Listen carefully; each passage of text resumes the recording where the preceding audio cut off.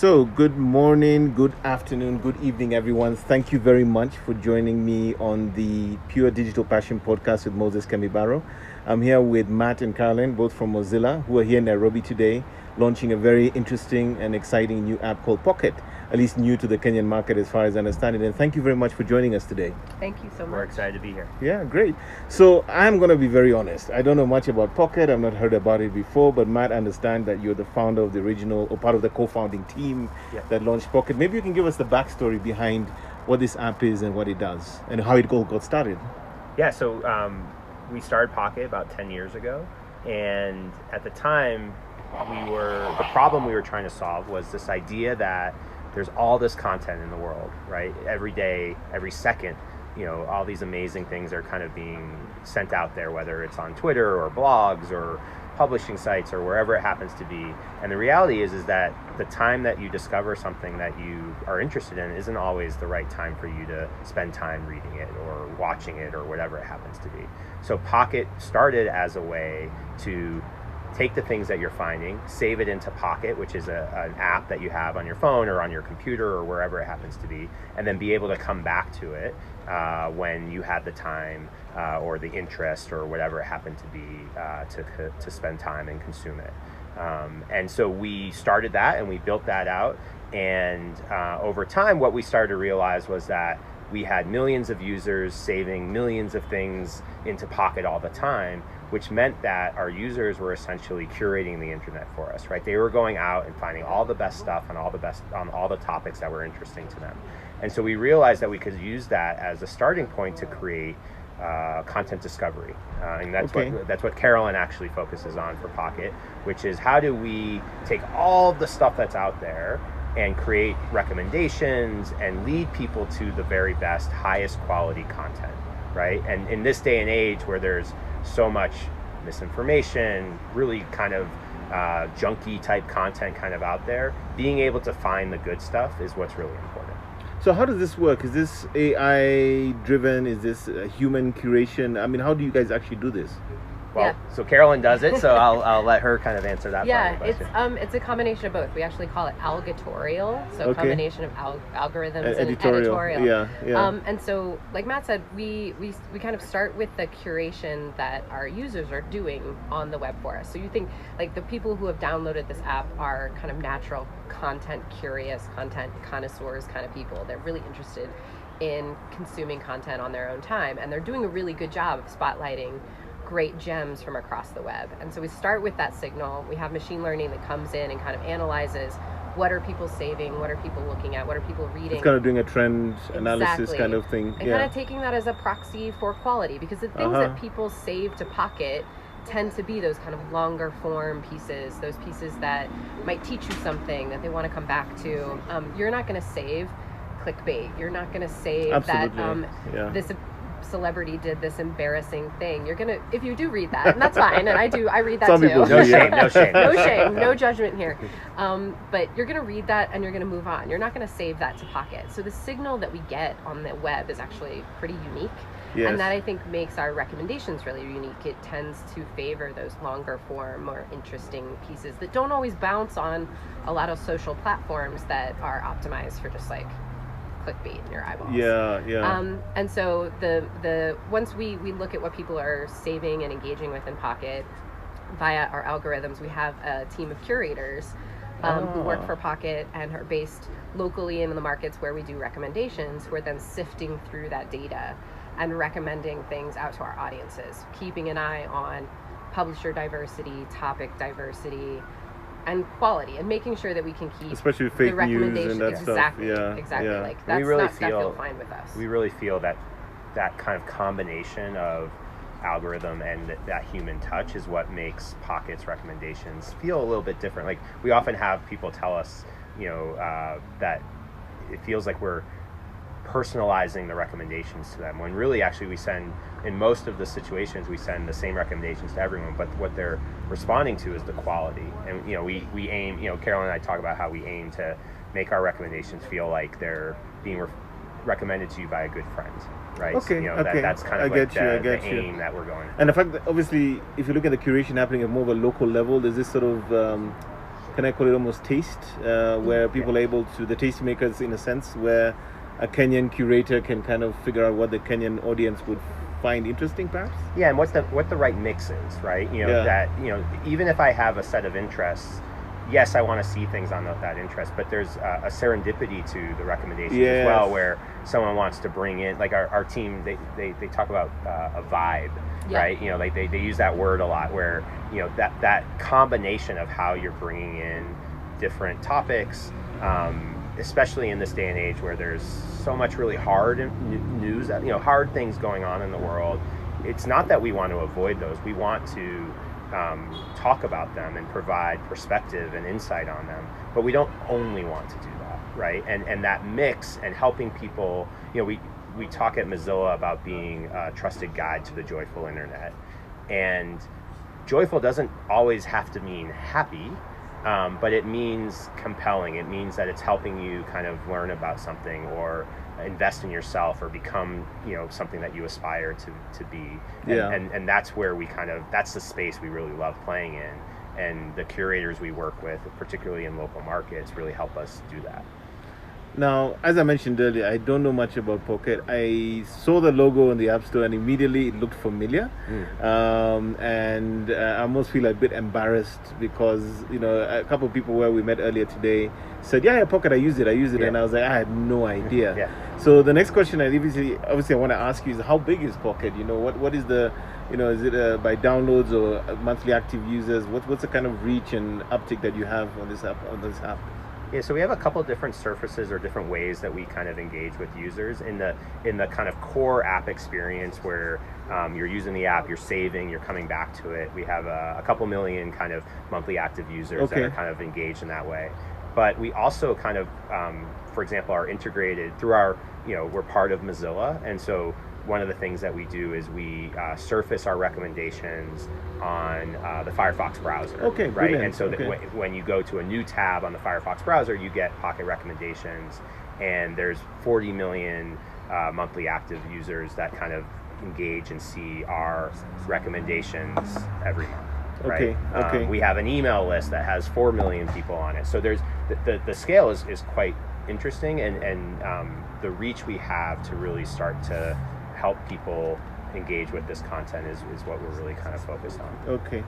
So obviously the big question is that I believe you're having a big launch in Nairobi tomorrow. Is that correct? I just found out again serendipitously by meeting you by complete blind luck today.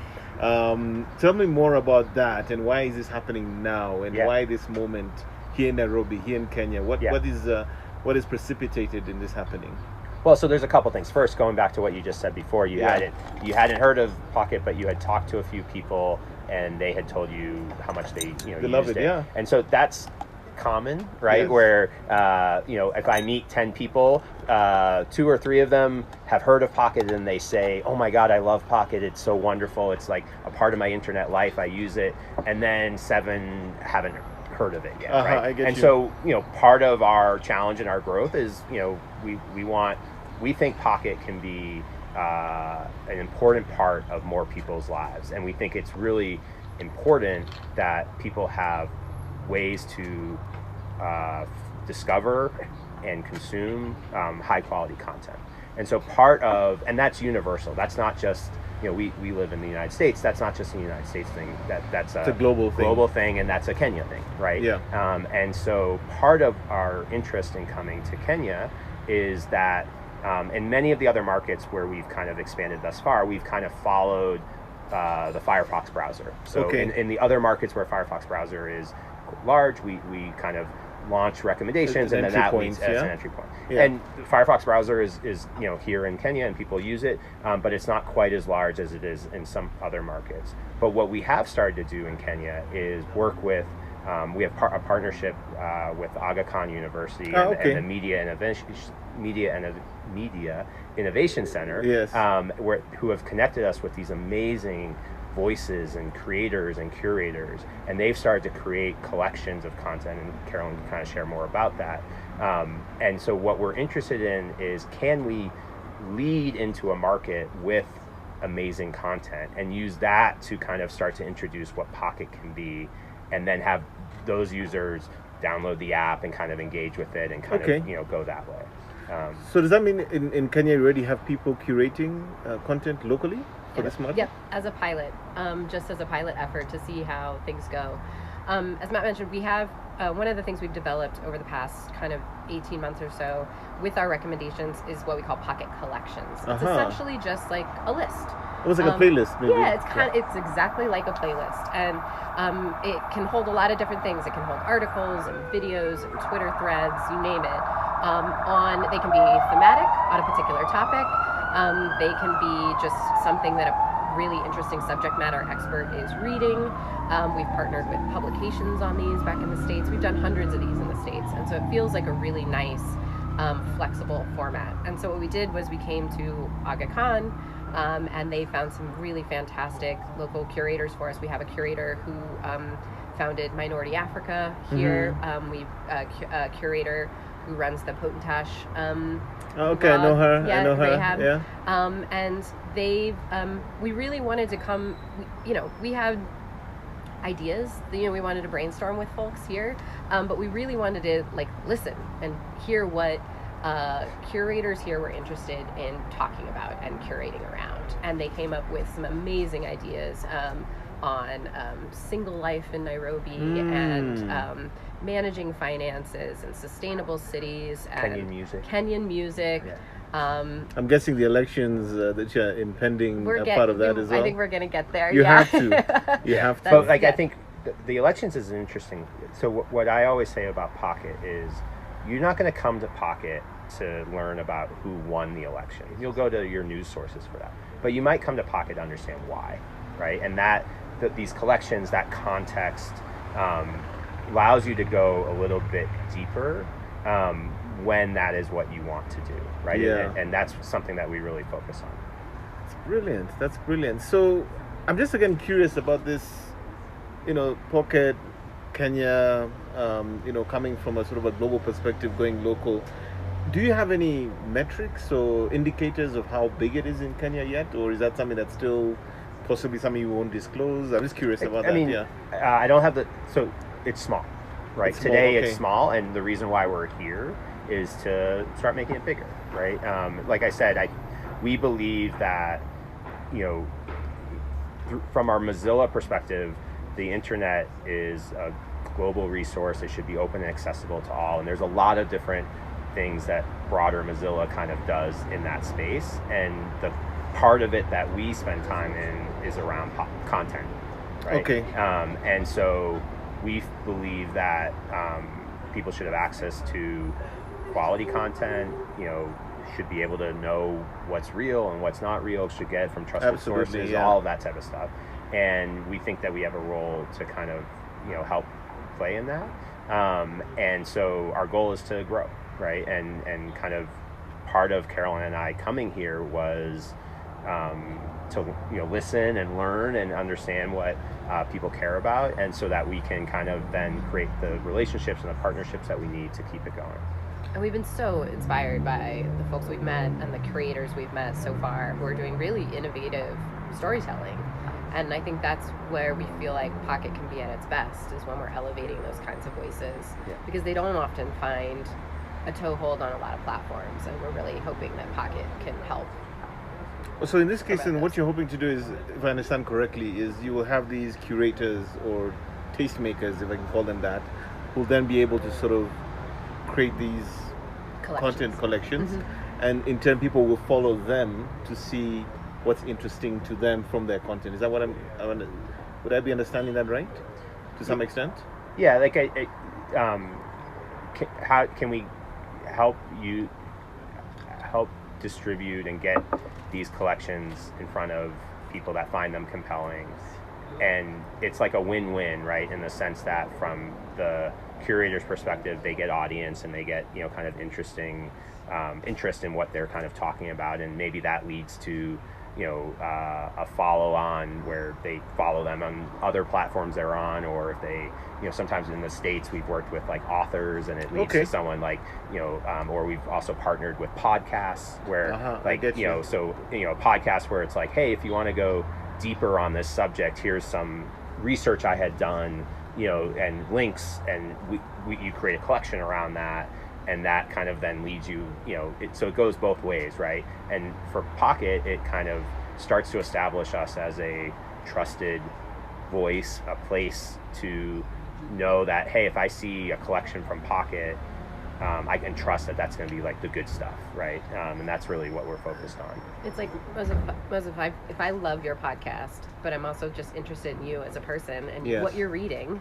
I kind of want to get inside your brain, and maybe you make a Pocket collection of like the 5 articles that you absolutely loved this week. That's really interesting to me. I don't have time to read them all right now though, so I might stash them in my Pocket to come back to later. So it's just kind of, it creates this really nice symbiotic kind of loop where we're elevating great voices, helping them find new audiences, and helping introduce folks to Pocket and what we can offer too. Okay.